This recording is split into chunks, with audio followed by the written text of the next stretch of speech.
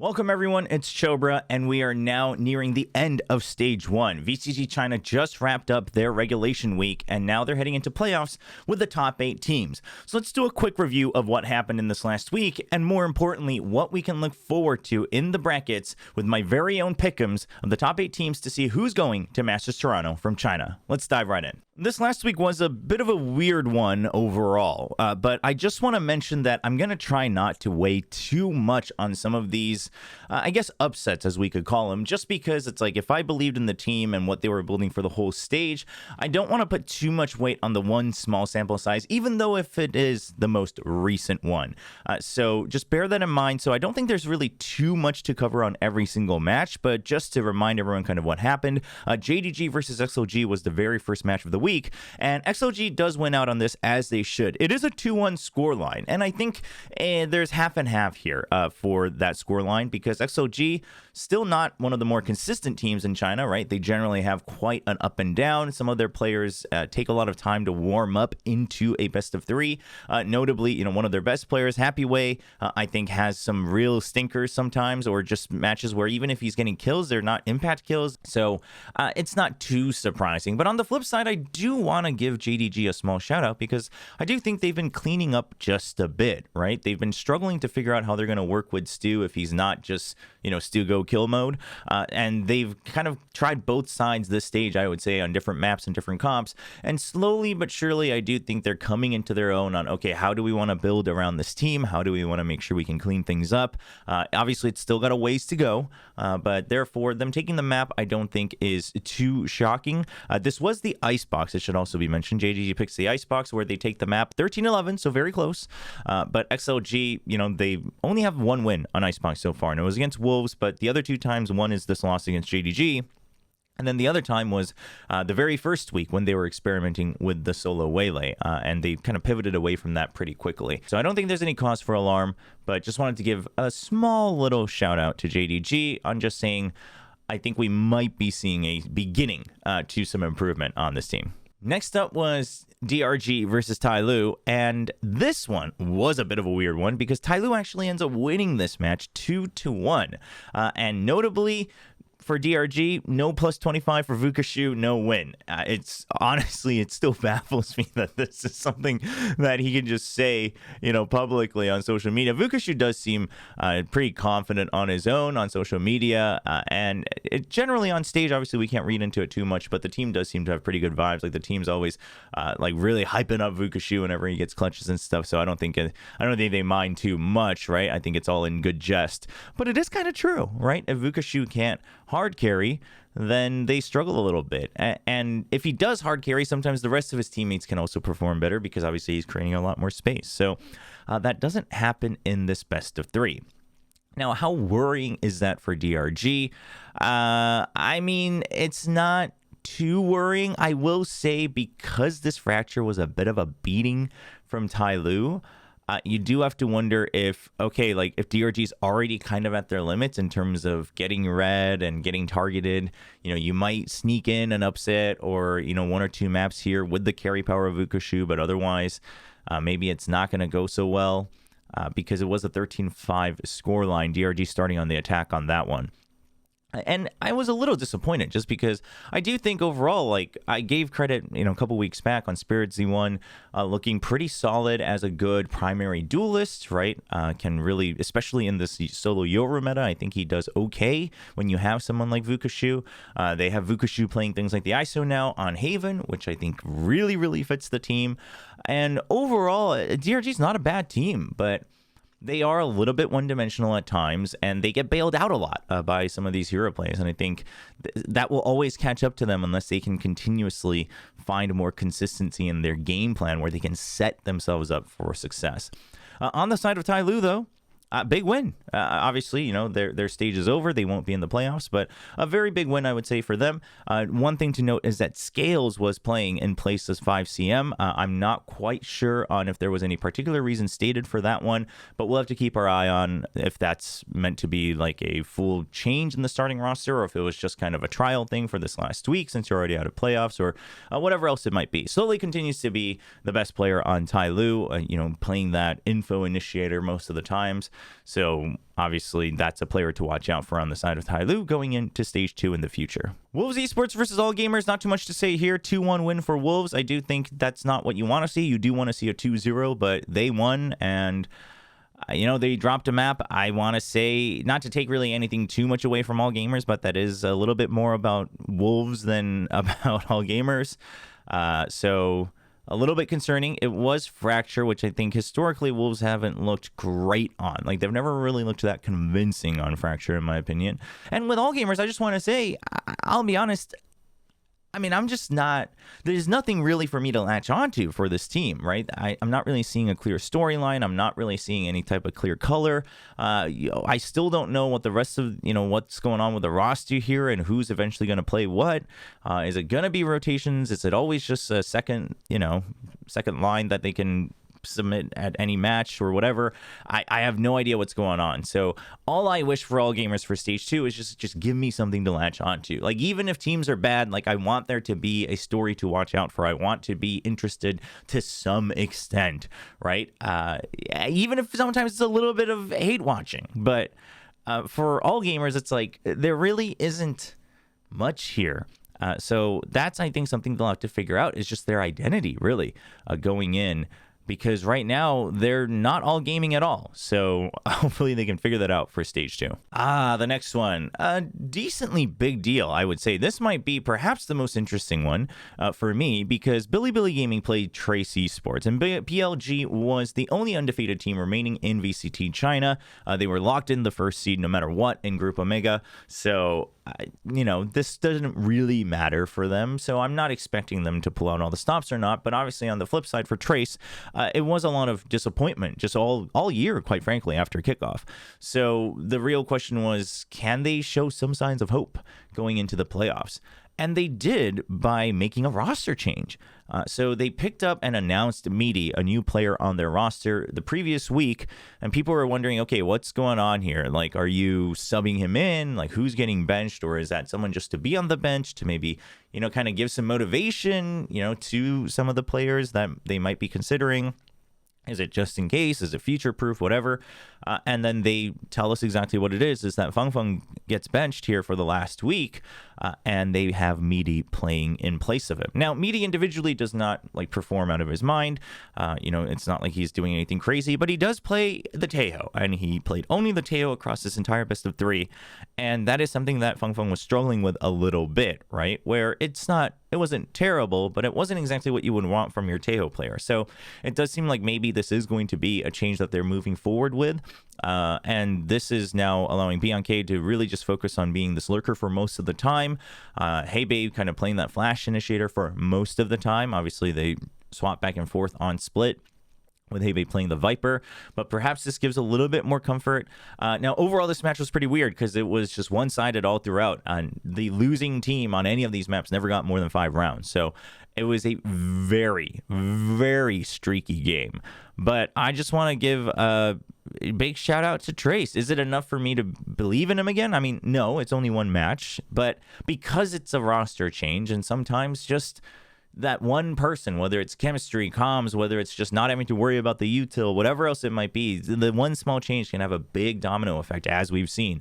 So I am very curious to see how this is going to pan out. I am quite curious because I am not entirely convinced yet. I do want to mention this may not be correct, just because sometimes the API can be a little bit iffy for the China games, but Luo King has a 100% KAST in this match, which it wouldn't be too shocking. We have seen this happen time and time again, and especially for controllers generally, if your smokes are pretty good, you're racking up assists, it shouldn't be too hard. But he's also fragging out, and I think Luo King is definitely one of the guys to be looking out for on Trace.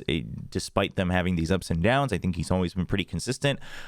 Surprisingly enough, I guess, Heibe's actually been one of the fraggers this stage in stage 1, and I think that's good news, right? He's not IGLing anymore, and a lot of people wondered, like, what value would he be bringing? And he's bringing a decent amount of value, especially whenever he's able to play things like the Viper. His lurks are still pretty good as well. Kai is always Kai, mechanically very good. I do think sometimes he was playing some solo queue during the stage 1, but he is also good enough to do that, at least within the regional league. So I think he he gets a little bit of a pass. BNK, of course, is an IGL. I think a lot of people have always liked a decent amount. And then Meaty, we'll have to keep an eye on, but it seems like he's doing his job, and that's all really Trace needed for them to upgrade. On the flip side for BLG, sure, they weren't going to pull out all the stops for this one, but they, I think, still struggle a little bit with some adjusting, right? I think they have pretty good plans. I think they have pretty good foundations, but the adjustment period does seem to be quite slow for them in game. So that's something that we'll have to keep an eye out for BLG. But I would say that they're still one of the stronger teams going into playoffs. And then the last day, also quite an interesting day, Titan Esports Club versus Nova Esports, and Tech. They're on the up and up. They're getting revved up to maybe even go on a run. Because they beat Nova 2-0. See, if this was 2-1, I don't know if you would read into it too much. But it being a 2-0, and, just having these shining moments from some of the individuals on Tech as well. RB had that sick clutch where he's, picking up the operator, and we're seeing him op again, and he's looking confident on it, things like that.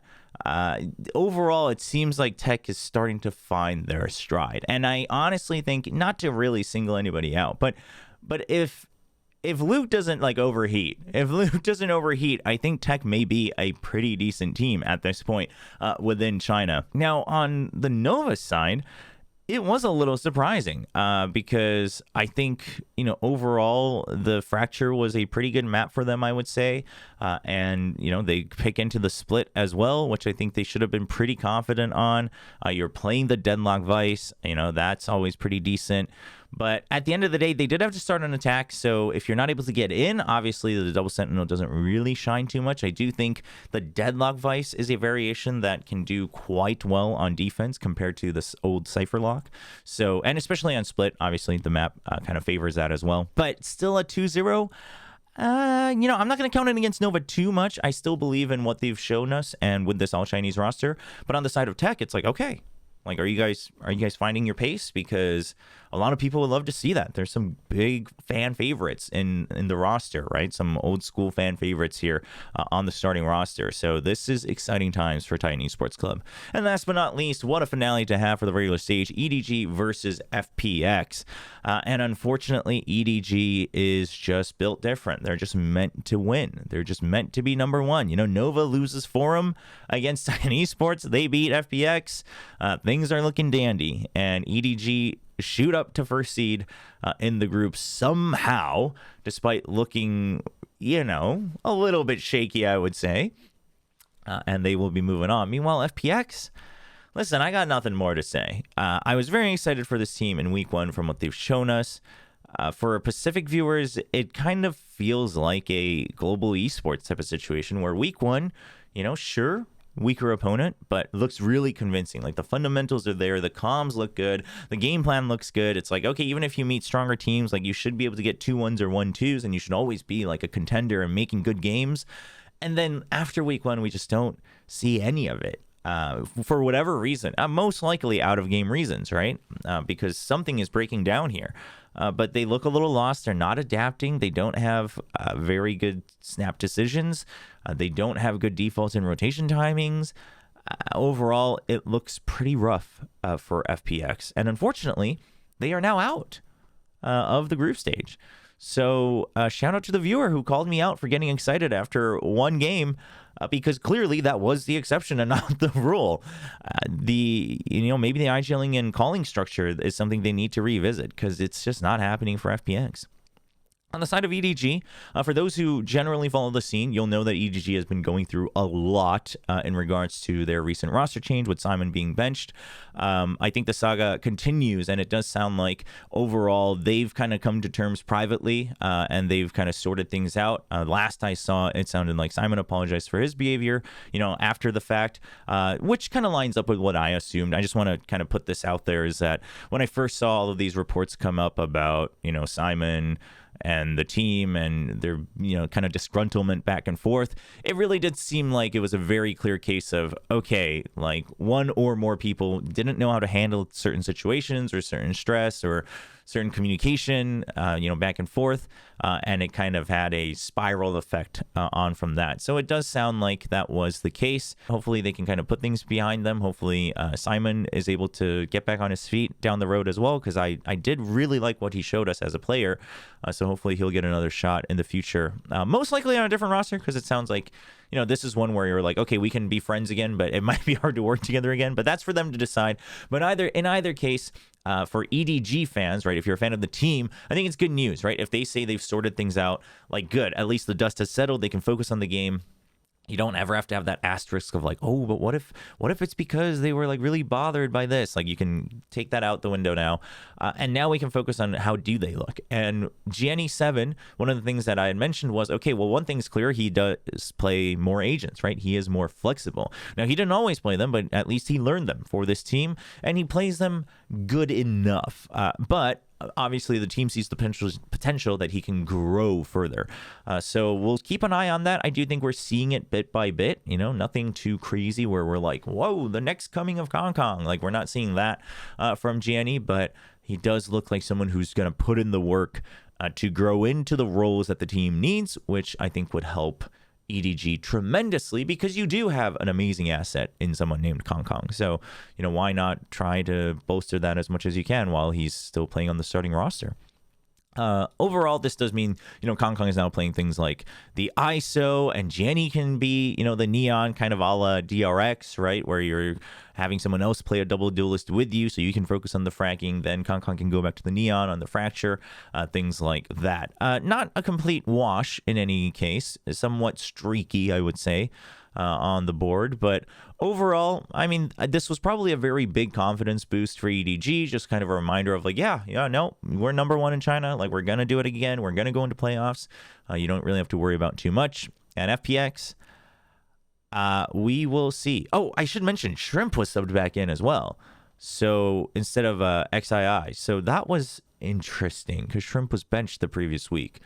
So not quite sure what's going on with FPX either. It does seem like they want to sort some more things out on the roster. So we'll see what shows up in stage 2. So with that said, what are we expecting in the brackets? Who are the 3 teams that will be moving on for China? So let's go through this in probably mostly order. We'll do upper bracket first, and then we'll go down to the lower bracket. Titan Esports versus Wolf Esports. I'm going to give Titan Esports Club the edge here. I just do not believe enough in Wolves to shore up their inconsistencies and some of their weaknesses, right, where they are a little bit one-dimensional in their game plan. But I think Titan Esports Club, they look like they're finding their pace. They're feeling more comfortable in the positions that they're, the roles they're playing. Their comms seem to be a bit cleaner. They're not, trying weird kind of hero plays. And also they have the momentum right now. They're feeling good. They started to really look much better, like much improved in the later half of the stage. So I give Titan Esports Club the edge here. I don't think it's, if I had to give a percentage, I'd say it's, maybe a 60-40 in my mind, maybe even a 55-45, just because I don't know how much faith I really have in either team, but I do give them a slight edge. It's not like a 50-50 and giving a punt. Moving on to XOG versus Nova. As much as I am an XOG believer, and I love what they're showing, the potential that they have as an Ascension team, a couple of their players look very promising. It does look like they are trying to make sure that they're playing with Rarga more as a team rather than using Rarga simply as a weapon, if that makes sense. So that's all good news. And even though Nova lost in their last week to Tech, I don't want to take that away too much from Nova. I've really liked what they've shown. I think they are one of the more promising prospects of VCT China this whole year. I think it looks very promising. They've got some star players, right? The likes of CB and Guang. You've got some very consistent players like Azir. They have the recipe there, and they've shown that they know what to do with it. I would actually give this a pretty convincing 65-35 here in favor of Nova Esports. Then we move on to the upper finals. So these would be qualifying matches into Masters Toronto. You make it to the upper or lower finals, one of the finals, and you're good to go. You're in the top 3. You will be flying to an international tournament. BLG versus Titan Esports Club could be an interesting match, but I think BLG, you already had first seed locked in. Again, this is another case of I'm not going to take away too much from this. Obviously, Trace had a roster change as well, so maybe we give a little bit more credit to them. It was very streaky on both sides, so that's not great. But I don't know if Tiny Sports Club is going to be good enough to snowball that hard to just not give BLG breathing room. On the side of EDG versus Nova, listen, I mean, you have to give it to EDG, right? Nova's been looking better. Yes, Nova beat EDG in the group stage, but therefore I don't think EDG is going to let that happen again. Especially with everything happening now, I can only imagine EDG is really nose to the grindstone. Like, we're not letting anything get in the way. We're not giving the fans any room to try to pick us apart for, nonsense reasons. I have to imagine that drive is going to be there for EDG. Now, there is, of course, the notion that sometimes EDG just fumble it in the upper bracket. When they have an extra chance, they just kind of say, whoops. They're kind of like Gen G, though, of 2024. They're like, well, we have another shot. And then they have to be pushed to the edge where they're like, oh, actually, no, we are the best. And then they go on a run. So that could still happen. No matter what, I expect them to be making it all the way through.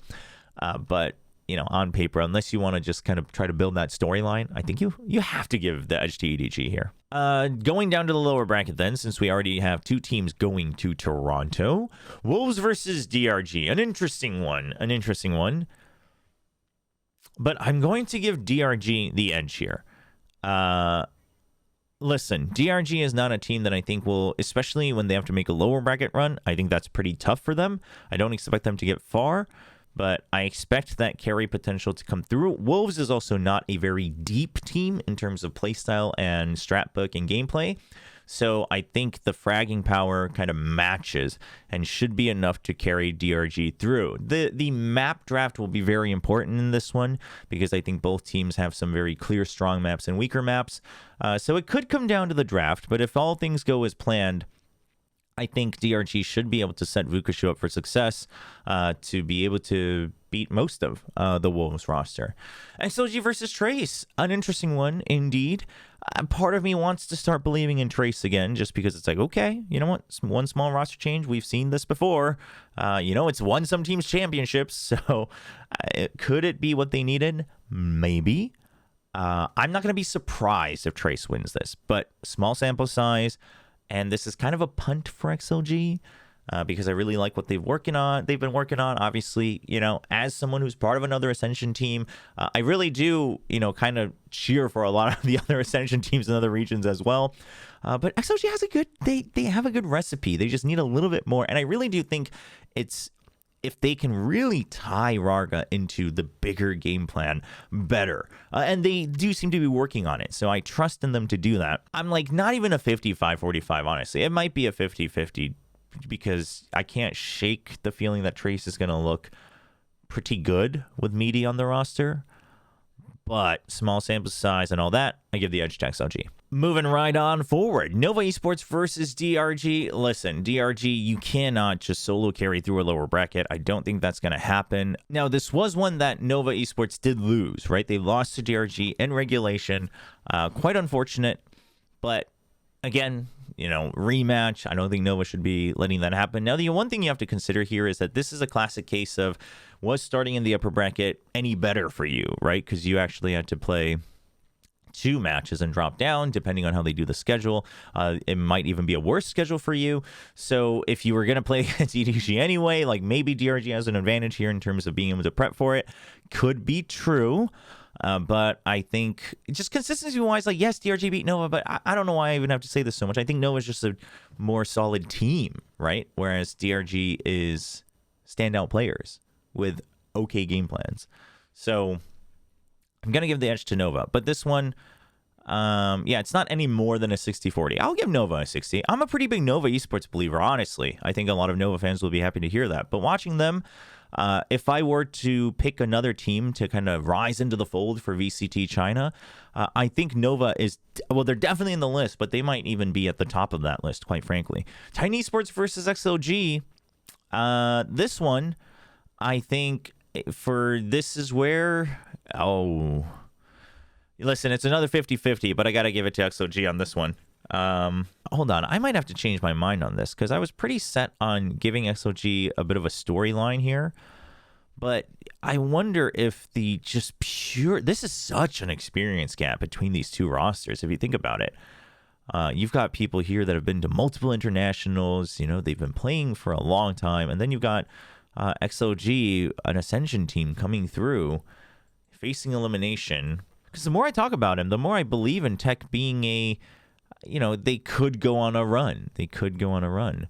Listen, this will be, all right, let's do this. This will be my, I know that XOG and Trace was kind of a 50-50. I'll call this my upset. In my brain, I'm starting to think that Titan Esports Club is able to move forward here. But I think XOG can do it. This is a bit of hope. This is a bit of hope and faith in XOG, but I do think Titan Esports Club might have the edge on this one. Now, that would mean that the last team to go to Masters Toronto would be between Nova Esports and XOG. And if that is the case, it is a rematch. Yeah, rematches, usually the team who lost wins, but I'm going to give the edge to Nova Esports once more. I think they can do it. I think they are strong enough to be the third current best team in China. Quite frankly, I think the only other result I expect from this is Trace, depending on if that wasn't just a one-time thing with Meaty. If it looks like that's a new beginning for Trace, I could see Trace being the third team. But otherwise, I think it's Nova. There's a bit of a freak chance that Nova wins this upper bracket, semifinals, and then EDG makes the lower bracket run. Like, that could be possible as well. But in my head, it's going to be these three teams: Bilibili, EDG, and Nova. So it should be these two. And here, the order may be different, but to me, that's the most likely. And otherwise, Trace would be the only other one that I actually think is one where I wouldn't be too surprised. But if Nova moves on, let's just assume things go as planned. Actually, no, we're not going to, because it's a best of three. I think Bilibili's going to come in quite prepared. I think they can win a best of three, and as you guessed it, I don't think there's any world where Bilibili can win a best of five against EDG, and definitely not Nova either. So once again, it's all EDG. So that part might seem boring to you, but honestly, I think the low to mid pack of the teams is starting to get interesting in China. So if there was ever a time to start looking into China, picking out a couple of players or teams that you want to follow, I think this is a pretty good bracket to do so, right? You've got old school favorites in Titan Esports Club. It's never too late to jump on that train. I do think Nova, and that would be cool if Nova was able to go as another full Chinese roster here to represent VCT China. I think that would mean a lot for the scene out there. But then you've got obviously DRG and XOG, both pretty strong Ascension teams, and if you kind of want to root for the underdogs, they're pretty good underdogs to root for. For Wolves, you got TMV backing them, so that's a big deal. And then Trace. Listen, if you were a believer in them, I say maybe you keep hope for one more time. Obviously, I haven't, but I don't think you can be blamed if you want to, especially with the roster change. So this is my Pickems and predictions for VCT China. Bilibili, Edward Gaming, and Nova Esports are going to be my three teams that I predict to go to Masters Toronto. And this all begins this week. So we'll see how things pan out. We will see China kind of nominate their first teams going to Masters Toronto before all the other regions, because they're a week ahead. So that will be exciting to see who we're going to be able to see in the next international. Let me know down in the comments below which three teams you think are going to make it. And if you don't have any predictions, I would still love it if you could still subscribe to the channel and put a like on the video if you enjoyed it. And also just leave a comment down below. Tell me to have a good day, because that helps the algorithm. And that would help me a ton as well. That's going to be it for this one. I'll see you next time.